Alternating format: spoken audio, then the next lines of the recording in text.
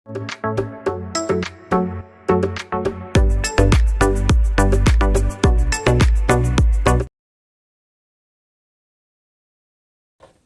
Morning, ഏവർക്കും study Nifty മലയാളത്തിൻ്റെ daily market ന്യൂസിലേക്ക് സ്വാഗതം. ഇന്ന് ജനുവരി 14 ബുധനാഴ്ചയാണ്.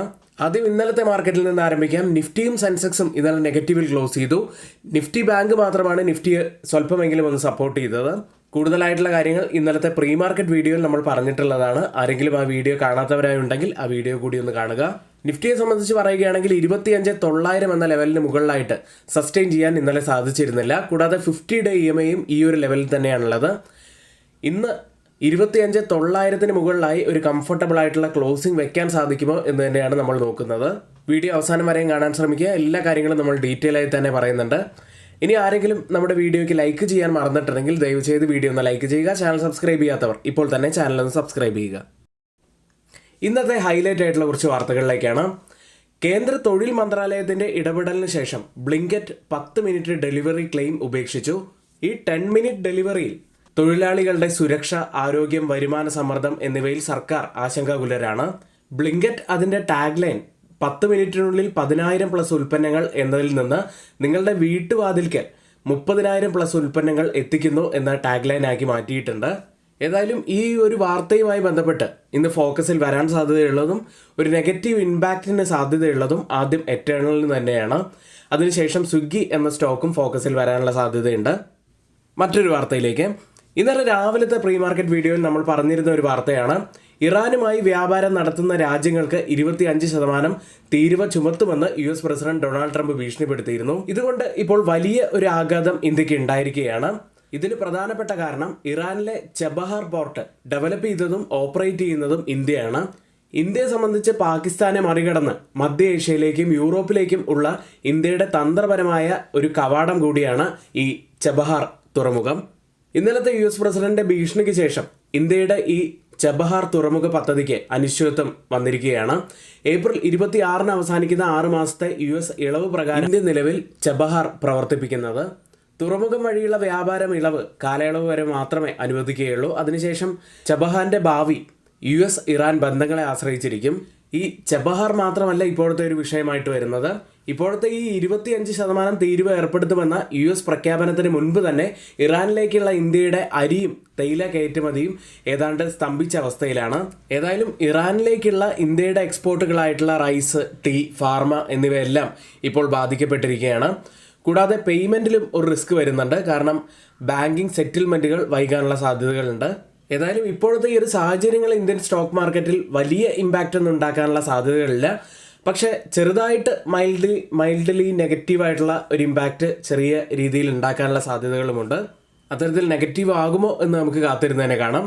ഇനി മ്യൂച്വൽ ഫണ്ടുമായി ബന്ധപ്പെട്ട ഒരു ബൈറ്റിലേക്കാണ്. മ്യൂച്വൽ ഫണ്ടുകളിൽ ഇൻവെസ്റ്റ് ചെയ്യാൻ താല്പര്യമുണ്ടോ? ചിട്ടികളിലോ ബാങ്ക് നിക്ഷേപങ്ങളിലോ പണം ഇടുന്നതിനേക്കാൾ മികച്ച ഒരു ഇൻവെസ്റ്റ്മെന്റ് ഓപ്ഷനാണ് മ്യൂച്വൽ ഫണ്ടുകൾ നിങ്ങൾക്ക് നൽകുന്നത്. ദീർഘകാല സമ്പത്ത് സൃഷ്ടിക്കാൻ മ്യൂച്വൽ ഫണ്ടുകൾ മികച്ച ഒരു മാർഗമാണ്. അത് SIP വഴിയും മ്യൂച്വൽ ഫണ്ടിൽ ഇൻവെസ്റ്റ്മെന്റ് ആയും ഒക്കെ ചെയ്യാവുന്നതാണ്. മ്യൂച്വൽ ഫണ്ട് നിക്ഷേപം ആരംഭിക്കാൻ NISM സർട്ടിഫൈഡ് ARN ലൈസൻസ് ഉള്ളതുമായ ഒരു മ്യൂച്വൽ ഫണ്ട് ഡിസ്ട്രിബ്യൂട്ടറുടെ സഹായം ഇനി നിങ്ങൾക്ക് ലഭ്യമാണ്. കൂടുതൽ വിവരങ്ങൾക്കും നിക്ഷേപം ആരംഭിക്കാനും സ്ക്രീനിൽ കൊടുത്തിരിക്കുന്ന വാട്സ്ആപ്പ് നമ്പറിൽ ഒന്ന് ബന്ധപ്പെടുക. ഇനി ഗ്ലോബൽ മാർക്കറ്റ് സെഗ്മെന്റുകളിൽ ആദ്യം US മാർക്കറ്റിലേക്ക്. ബാങ്ക് ഓഹരികളാണ് ഇന്നലെ പ്രധാനമായും ഇടിഞ്ഞത്. അതുകൊണ്ട് തന്നെ ചൊവ്വാഴ്ച US ഓഹരി വിപണികൾ ഇടിയുകയുണ്ടായി. ക്രെഡിറ്റ് കാർഡ് പലിശ നിരക്കുകൾ പരിമിതപ്പെടുത്താനുള്ള പ്രസിഡന്റ് ഡൊണാൾഡ് ട്രംപിന്റെ നിർദ്ദേശങ്ങളെക്കുറിച്ച് JP മോർഗൻ എക്സിക്യൂട്ടീവുകൾ ആശങ്ക പ്രകടിപ്പിച്ചതിനെ തുടർന്ന് അത് ബാങ്കുകളുടെ ലാഭത്തെ ബാധിച്ചേക്കാം എന്നതുകൊണ്ടാണ് ഫിനാൻഷ്യൽ ഓഹരികൾ ഇന്നലെ അവിടെ ഇടിഞ്ഞത്. ഈ ഒരു വാർത്ത കാരണം ഇന്ത്യയിലെ ബാങ്കിങ് സെക്ടർ ഇന്ന് ഫോക്കസിൽ ഉണ്ടാവാൻ സാധ്യതയുണ്ടോ എന്ന് ചോദിച്ചു കഴിഞ്ഞാൽ സാധ്യതകൾ അതിന് കുറവാണ്. ഈ ഒരു കാരണം കൊണ്ട് തന്നെ US JP മോർഗൻ ഇന്നലെ 4.2% ഇടിഞ്ഞാണ് ക്ലോസ് ചെയ്യുന്നത്. ഇനി US നിന്നും നിരവധി പ്രധാനപ്പെട്ട കമ്പനികളുടെ റിസൾട്ട് വരുന്ന ഒരാഴ്ച കൂടിയാണിത്. US ലിസ്റ്റ് ചെയ്ത ഇന്ത്യൻ കമ്പനികളുടെ പ്രകടനം നോക്കുകയാണെങ്കിൽ ഇൻഫോസിസ് 1.5% ഇടിഞ്ഞു.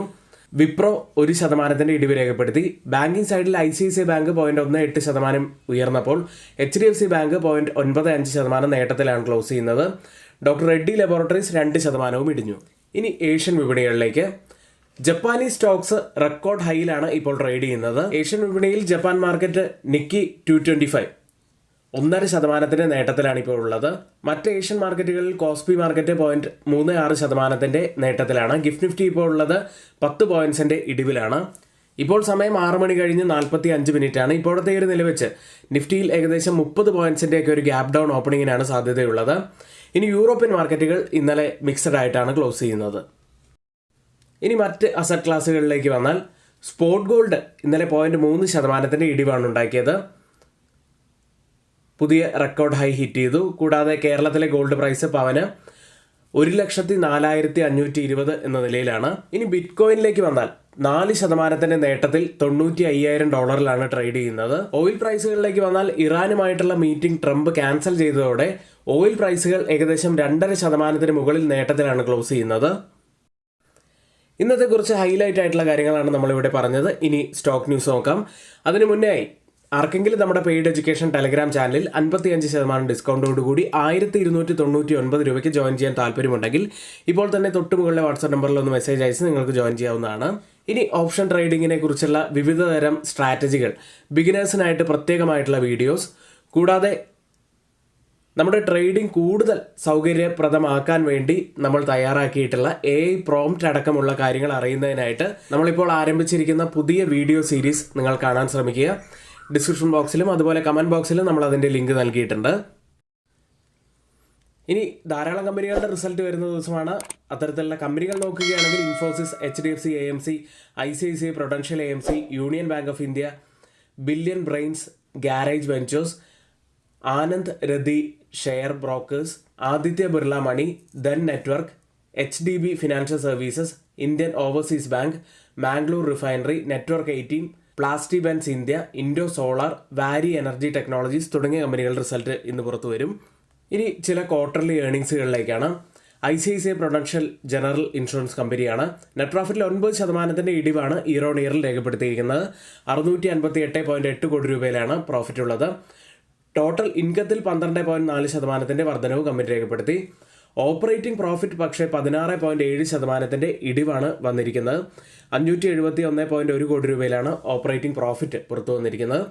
അടുത്ത ടാറ്റ LXC ആണ്. പ്രോഫിറ്റിൽ 45.3% ഇടിവ് വന്നിരിക്കുന്നു. റവന്യൂവിൽ 1.5% വർധനവും രേഖപ്പെടുത്തി. ഇയർ ഓൺ ഇയറിലെ കണക്കാണ്. അടുത്ത ജസ്റ്റ് ഡയൽ എന്ന കമ്പനി. നെറ്റ് പ്രോഫിറ്റിൽ 10.2% ഇടിവ് ഇപ്പോൾ വന്നിരിക്കുന്നു. 117.9 കോടി രൂപയിലാണ് പ്രോഫിറ്റ് ഉള്ളത്. റവന്യൂവിൽ 6.4% വർധനവ് വന്നു. അടുത്തതായി മറ്റൊരു സ്റ്റോക്ക് 5 പൈസ ക്യാപിറ്റൽ എന്ന കമ്പനിയാണ്. നെറ്റ് പ്രോഫിറ്റിൽ 24% ഇടിവ് വന്നു. 12.3 കോടി രൂപയിലാണ് പ്രോഫിറ്റ് ഉള്ളത്. റവന്യൂവിൽ 7% ഇടിവും രേഖപ്പെടുത്തി. ഇനി മറ്റ് സ്റ്റോക്ക് ന്യൂസുകൾ നോക്കാം. അതിനു മുന്നേ കൊട്ടാക് മഹീന്ദ്ര ബാങ്കിൻ്റെ എക്സ് സ്പ്ലിറ്റ് ഡേറ്റ് ഇന്നാണ്. മറ്റു വാർത്തകളിലേക്ക്. ആദ്യം ഇൻട്രാറാക് ബിൽഡിംഗ് സൊല്യൂഷൻസ് എന്ന കമ്പനിയാണ്. 130 കോടി രൂപയുടെ പുതിയ ഓർഡർ കമ്പനിക്ക് ലഭിച്ചിരിക്കുന്നു. പോസിറ്റീവായിട്ടുള്ള ഒരു വാർത്തയാണ്. അടുത്ത NLC ഇന്ത്യ എന്ന കമ്പനി 25,000 കോടി രൂപയുടെ പുനരുപയോഗ ഊർജ്ജ ധാരണാപത്രത്തിൽ കമ്പനി ഒപ്പുവെച്ചു. അടുത്ത തോമസ് കുക്ക് ഇന്ത്യ എന്ന കമ്പനി ഗുജറാത്തുമായുള്ള ഒരു ടൂറിസം ധാരണാപത്രത്തിൽ കമ്പനി ഒപ്പുവെച്ചിരിക്കുന്നു. ഇനി ഇന്ന് F&O സെഗ്മെന്റിൽ ബാനായ സ്റ്റോക്കുകൾ സെയിൽ, സമ്മൻ ക്യാപിറ്റൽ തുടങ്ങിയവയാണ്. അടുത്തതായി FIDA ആക്ടിവിറ്റിയിലേക്കാണ്. ഇന്നലെ 1,500 കോടി രൂപയ്ക്കാണ് FIA സെല്ല് ചെയ്ത്. DIs ആവട്ടെ 1,182 കോടി രൂപയ്ക്ക് ബൈ ചെയ്തു. ഇന്ന് നമ്മൾ നിഫ്റ്റിയിലും ബാങ്ക് നിഫ്റ്റിയിലും ശ്രദ്ധിക്കേണ്ട പ്രധാനപ്പെട്ട കുറച്ച് കാര്യങ്ങളിലേക്ക്. ഇന്നലെ നിഫ്റ്റി ക്ലോസ് ചെയ്യുന്നത് 25,732 58 പോയിന്റ്സ് ഇടിഞ്ഞാണ്. ഇന്നലത്തെ പ്രീ മാർക്കറ്റ് വീഡിയോയിൽ നമ്മൾ പറഞ്ഞിരുന്ന ഒരു കാര്യമുണ്ട്. ഇന്നലത്തെ ഗ്രീൻ ക്യാൻഡലിൻ്റെ ഹൈ ബ്രേക്ക് ചെയ്യുകയാണെങ്കിൽ അതൊരു റിവേഴ്സലിൻ്റെ സൈനായിട്ട് നമുക്ക് കാണാം എന്ന് പറഞ്ഞിരുന്നു. പക്ഷേ ഇന്നലെ ആ ഒരു ഹൈ ബ്രേക്ക് ചെയ്തെങ്കിലും അത് സസ്റ്റെയിൻ ചെയ്തില്ല. ഒടുവിൽ ക്ലോസ് ചെയ്യുന്നത് നമ്മൾ പറഞ്ഞ ആ ഒരു സോണിനുള്ളിലായിട്ടായിരുന്നു. ഇന്നലത്തെ ഹൈ എന്ന് പറയുന്നത് 25,900 ആയിരുന്നു.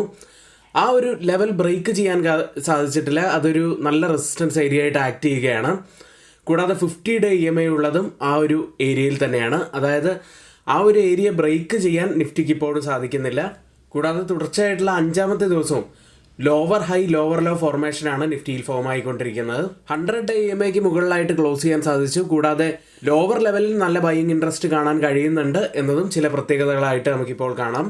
ഇനി മൊമെൻറ്റം ഇൻഡിക്കേറ്ററുകൾ നോക്കുകയാണെങ്കിൽ RSI 41 MACD ഒരു ബിയറിഷ് ക്രോസ് ഓവർ കാണിക്കുന്നു. ഇതൊക്കെ കുറച്ച് നെഗറ്റീവായിട്ടുള്ള കാര്യങ്ങൾ തന്നെയാണ്.